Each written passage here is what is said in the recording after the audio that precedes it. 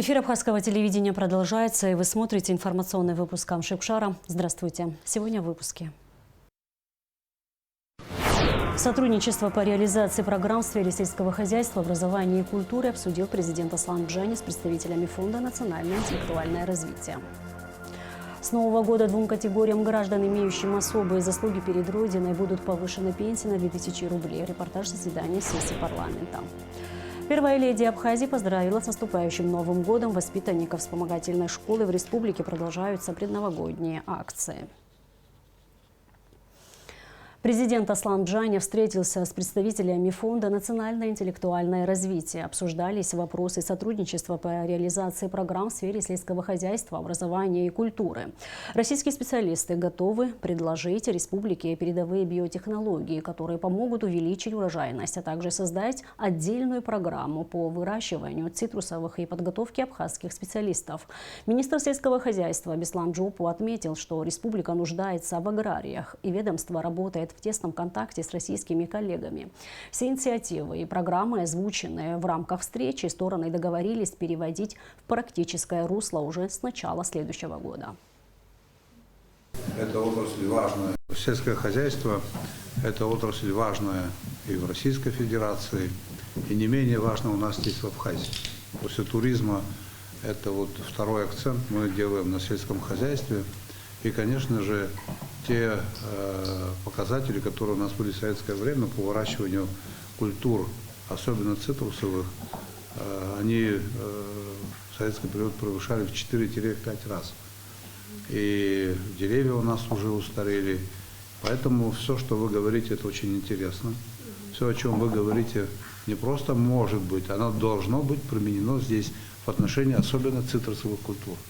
Там, где мы можем практически не сталкиваться с конкуренцией, абхазский мандарин – это уже не просто сельхозпродукт, это элемент культуры, бренда, настроения. И мы будем дальше действовать в плане переноса интересных идей в практическую плоскость. С нового года двум категориям граждан, имеющим особые заслуги перед Родиной, будут повышены пенсии на 2000 рублей. Такое решение принято депутатами Народного собрания. Также парламентарии обсудили законопроект об иммунопрофилактике инфекционных заболеваний, который предусматривает право получать компенсацию в виде ежемесячных пособий при возникновении поствакцинальных осложнений. Подробнее об этом законопроекте и других вопросах повестки в репортаже Асид Малия. В повестке очередной сессии парламента 8 вопросов. Прежде чем парламентарии утвердили ее, депутат Кангварчи обратился к коллегам с заявлением в связи с назначенной на 28 декабря сессией, на которой планируется рассмотрение вопроса ратификации соглашения о передаче госдачи Пицунда Российской Федерации. Предлагаю парламенту сделать обращение именно в администрацию президента Российской Федерации, в МИД России и ФСО о том, что парламент в целом не против принятия этого решения, но есть вещи, которые, по нашему мнению, должны претерпеть изменения в самом договоре. Выразили свое отношение к этому вопросу, чтобы не получилось, что то или иное движение неправильно, чтобы это, как говорится, в целом не отразилось на отношения между Российской Федерацией и Абхазией. Выступая от лица оппозиционных сил, Кангварчи добавил, что заявление подписать готовы все организации. По итогу спикером Народного собрания Лашей Ашуба было предложено обсудить данный вопрос вне сессии. Законопроект об инвестиционном товариществе представил депутат Бадрик Пилия. Суть законопроекта состоит в расширении возможностей для предпринимателей. Речь идет о создании правовых основ договора, регулирующих совместное осуществление деятельности. Проще говоря, станет возможным объединение средств нескольких инвесторов для реализации бизнес-проектов. Законопроект об инвестиционном товариществе депутаты поддержали и приняли во втором окончательном чтении. В окончательном чтении депутаты приняли и законопроект, регулирующий сумму выплат персональных пенсий, которые предназначаются двум категориям граждан, имеющих особые заслуги перед Родиной. Инвалиды Отечественной войны народа Республики Абхазия, инвалиды первой группы, получившие тяжелые ранения, увечья при защите Родины в мирное время.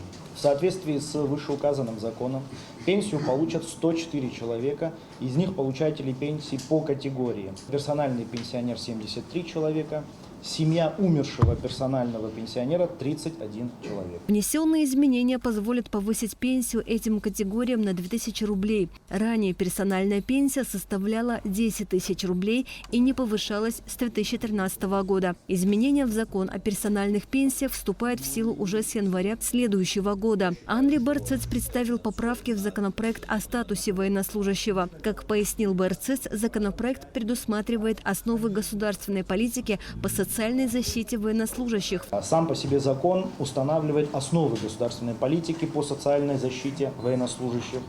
Вышеуказанный закон устанавливает в том числе порядок и размеры выплат пенсионерам. В данном случае проект закона о внесении изменений направлен на увеличение размера пенсий вышеуказанным пенсионерам. Так предусматривается увеличение на 20% пенсии вышеуказанным категориям, что составит 70% от размера пенсии семьям погибших в Отечественной войне народа Абхазии 92-93 годов, членам семьи военнослужащих в случае гибели, смерти военнослужащих, наступившей при исполнении ими обязанностей срочной военной службы, либо их смерти, наступившей до истечения 3 месяцев со дня увольнения со срочной военной службы в результате увечья, ранения, травмы, контузии, полученных ими при исполнении обязанностей срочной военной службы. Второе, 70% от размера пенсии семьям погибших в Отечественной войне народа Абхазии 92-93 годов, пенсионерам, получающим пенсию по инвалидности при получении военнослужащим в связи с исполнением ими обязанностей срочной военной службы, увечья, ранения, травмы, контузий, исключающих для них возможность дальнейшего прохождения военной службы. Соответственно, Андрей Барцец представил законопроект, предусматривающий повышение размера пенсии отдельным категориям. Общее количество людей, которые получат соответствующие надбавки, 4623 человека. Что касается источников финансирования, депутаты уверены, что для выполнения обязательств не должно быть препятствий. В преддверии 30-летия Победы было определенное количество ветеранов, которые были награждены боевыми наградами. Это подразумевает другой уровень пенсионного обеспечения. И в связи с этим есть определенные вопросы перед пенсионным фондом. На все те вот эти добавления, которые прозвучали, пенсионный фонд заверяет, что он справится без всякой дотации со стороны бюджета. Ну а ситуация покажет, насколько, это реально. В первом чтении парламентарии приняли законопроект об индивидуальном учете в системе обязательного пенсионного страхования. Законопроект направлен на создание современной государственной системы, позволяющей осуществлять эффективный учет сведений о гражданах, на которых распространяется действие закона о государственном пенсионном обеспечении. Закон об иммунопрофилактике претерпел существенные изменения. В случае его принятия гражданам с поствакцинальным осложнением будет выплачиваться ежемесячное пособие. Нельзя сказать, что закон об иммунопрофилактике инфекционных заболеваний предусматривает безоговорочную вакцинацию.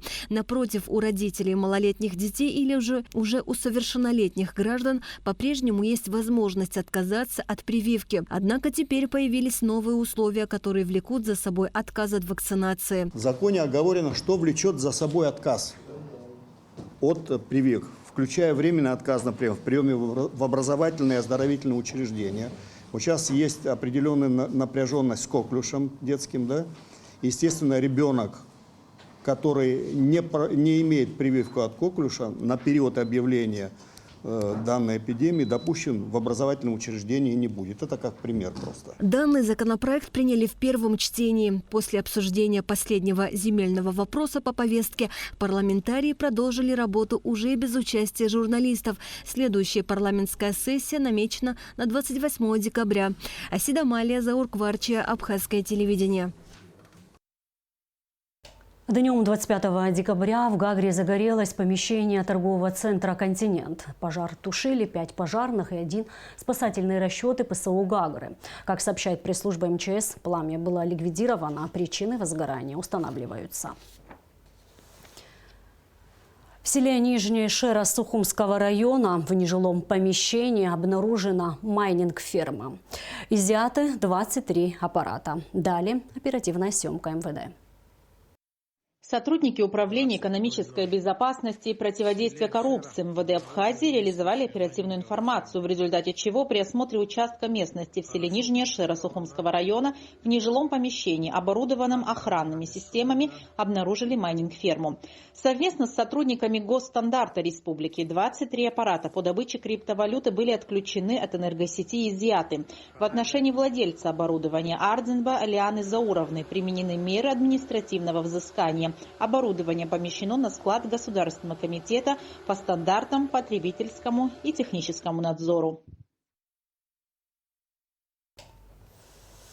В преддверии Нового года супруга президента Аслан Абжани Айлита Ахиба поздравила учеников Сухумской вспомогательной школы с наступающим Новым годом и вручила им сладкие подарки.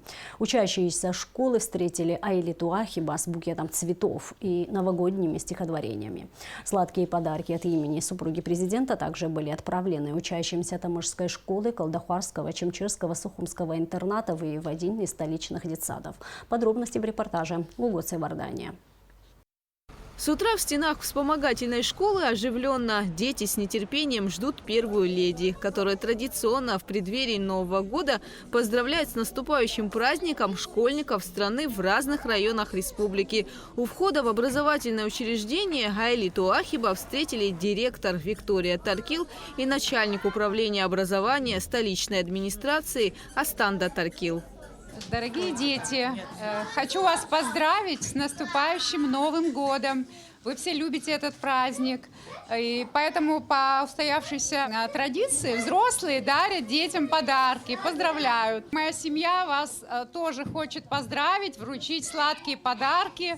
Я хочу, чтобы этот Новый год принес вам мир, добро, много радости, много радостных событий, больших и маленьких, из которых состоит счастье человека. Пусть ваши родители вами гордятся, радуются, пусть вас минуют все болезни и невзгоды.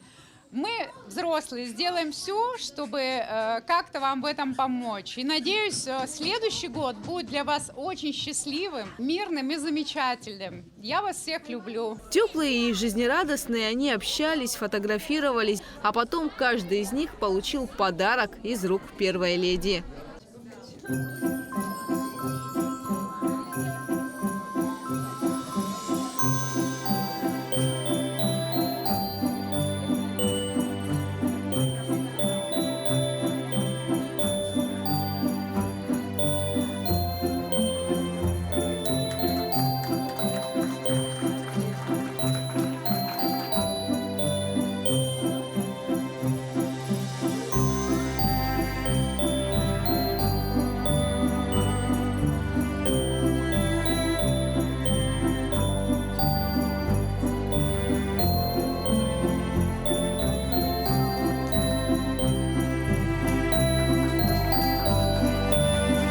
На сегодняшний день во вспомогательной школе обучаются около 150 детишек с различными диагнозами. Несмотря на сложности, они совсем справляются, а учителя им в этом помогают. Здесь каждому ребенку стараются подарить внимание и заботу. Сегодня в школу посетила первая леди страны Алита Максимовна. Это уже устоявшаяся традиция поздравлять наших детей с наступающим Новым годом. От имени школы, от всех учителей, от детей, от родителей поздравляем нашу страну с наступающим Новым годом. Сладкие подарки от имени супруги президента были отправлены также учащимся Тамышской школы, Колдахварского, Очемчирского, Сухумского интернатов и в один из столичных детских садов. Для любого ребенка Новый год – это праздник, связанный с ожиданием чуда и, конечно же, подарков. А получить подарок из рук первой леди – это событие, которое запомнится на всю жизнь. Гугуца Вардания, Алексея Гухава, Абхазское телевидение. Продолжается пребывание абхазских спасателей с гуманитарной миссией в новых регионах России. Миссию возглавляет специальный представитель президента по взаимодействию с новыми российскими субъектами, глава МЧС Лев Квициня. В рамках поездки Лев Квициня встретился с главой ДНР Денисом Пушилиным и первым заместителем главы ЛНР Натальей Шкодой, где обсуждались вопросы межрегионального и гуманитарного сотрудничества. Лев Квициня также посетит Запорожскую и Херсонскую области. В новые регионы нашими спасателями доставлено 50 тонн цитрусовых и бутилированной воды. Накануне Нового года с Республики Абхазия, от народа Абхазии по поручению президента привезли гуманитарный груз в город Донецк для населения, для детских садиков, для того, чтобы на праздник хотя бы от республики на столе были новогодние мандарины. Это мы традиционно делаем каждый год. И поэтому и на этот раз мы уже здесь на месте. От всей души хочу поздравить всех с наступающим Новым годом. Пожелать им мирного неба, здоровья и благополучия. От имени главы администрации муниципального образования городской округ город Первомайск Луганской Народной Республики Калягина Сергея Александровича, от своего личного имени позвольте поблагодарить МЧС Российской Федерации, МЧС Республики Абхазия, народ Республики Абхазия, президента Республики Абхазия за вот эти предоставленные в качестве помощи цитрусовые мандарины, которые будут распределены среди наших воспитанников наших образовательных учреждений нашего городского округа. Деток у нас более 2500, и я думаю, это будет очень хорошим подспорьем к новогоднему столу и создаст все-таки праздничное настроение нашим детям. Желание еще одного мальчика из Сухума выполнено. Даниил Дарсалия побывал в гостях у СОБР МВД Абхазии. Собровцы подробно рассказали Даниилу о тонкостях профессии. Ведь немногие подростки знают, что такое настоящий СОБР и с каким риском его бойцам приходится сталкиваться по роду службы. Даниил Дарсалия из Сухума хочет стать собровцем с самого детства. Школьник мечтал побывать на базе СОБР и ознакомиться с условиями пребывания бойцов и их распорядком дня. Об этом новогоднем его желании узнали в специальном отряде быстрого реагирования. И в преддверии самого главного праздника решили исполнить заветное желание Даниила.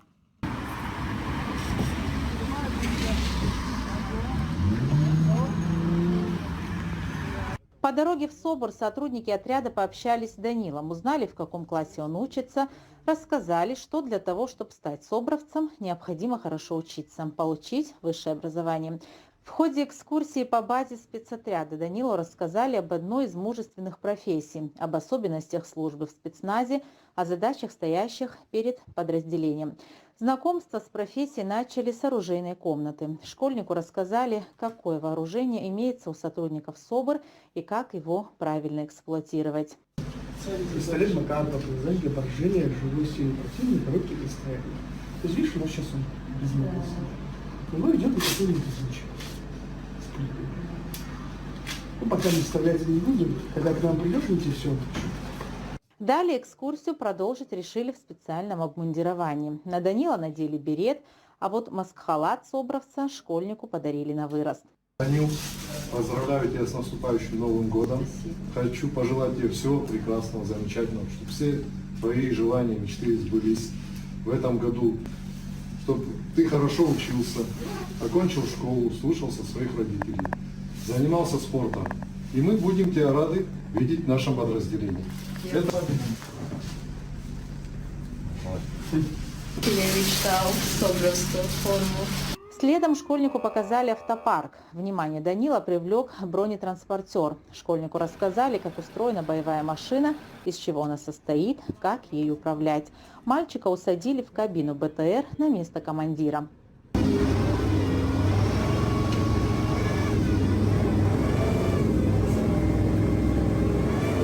Закрепить полученные теоретические знания Данила повезли на полигон в Нижнюю Шеру. Мальчику дали пострелять из разных видов оружия. Начали с пистолета, затем Данил стрелял из автомата. Инструкторы СОБР отметили меткость будущего бойца, хорошую кучность выстрелов. Но, конечно, больше всего школьнику запомнился опыт стрельбы из пулемета.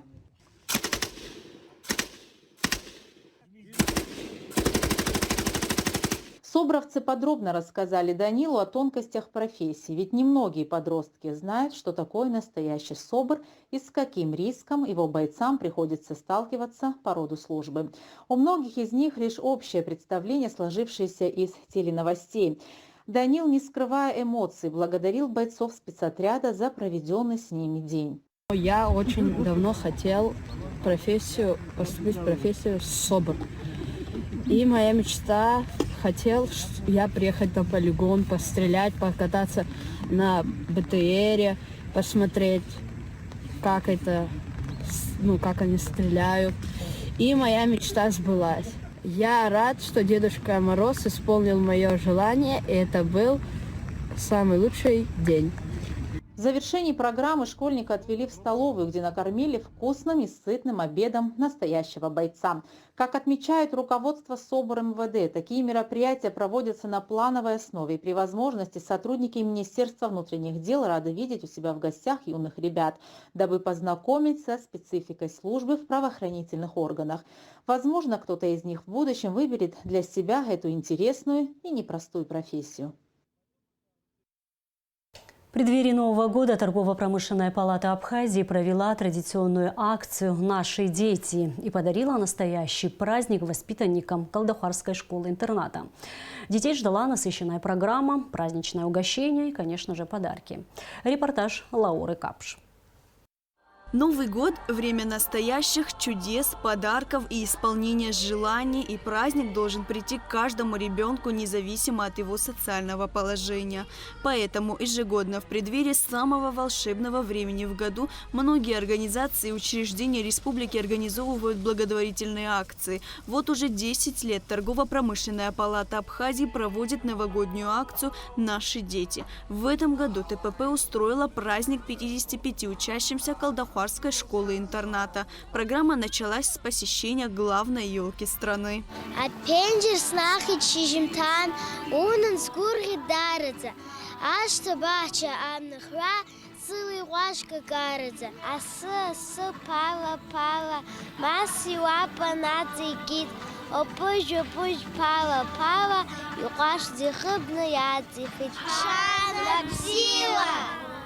Каждый год мы организуем для детей нашей республики развлекательную программу, чтобы в преддверии Нового года сделать их немножечко счастливее.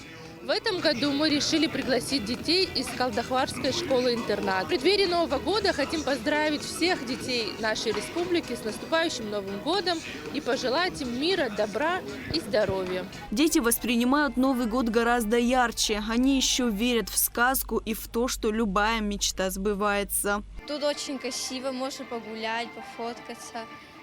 А вообще ты любишь Новый год? Да, мое самое любимое время года – это зима, потому что там Новый год, такая красивая атмосфера.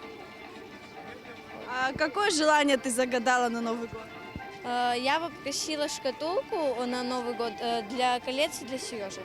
Благодаря данной акции детские мечты сбылись, отмечает директор Калдахарской школы-интерната Дмитрий Пасхалов. Настроение у нас прекрасное, хорошее, праздничное.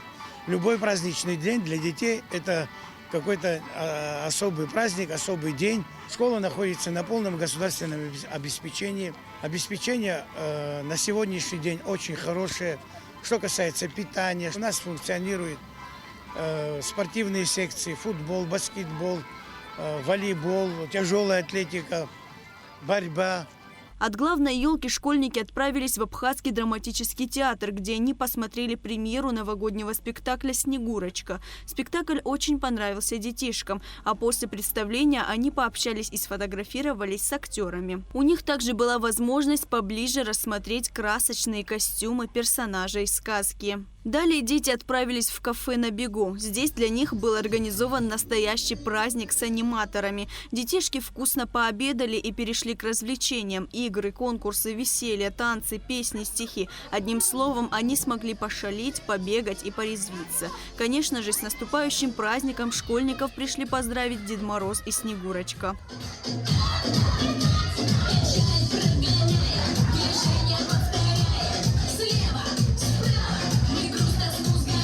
В завершении программы детям вручили подарки. Безусловно, школьники запомнят сегодняшний день и организованный для них праздник. Лаура Капш, Рамо Камке, Абхазское телевидение. А сейчас прогноз погоды. По сообщению Гидромедцентра, 26 декабря на территории Абхазии ожидается облачная погода с ночи и до второй половины дня, дождь, в предгорьях и горах снег, с дождем снег. Температура воздуха ночью плюс 1,6, днем плюс 6-11 градусов. Температура морской воды плюс 12 градусов. И на этом наш выпуск завершен. Всего вам доброго и до встречи в эфире.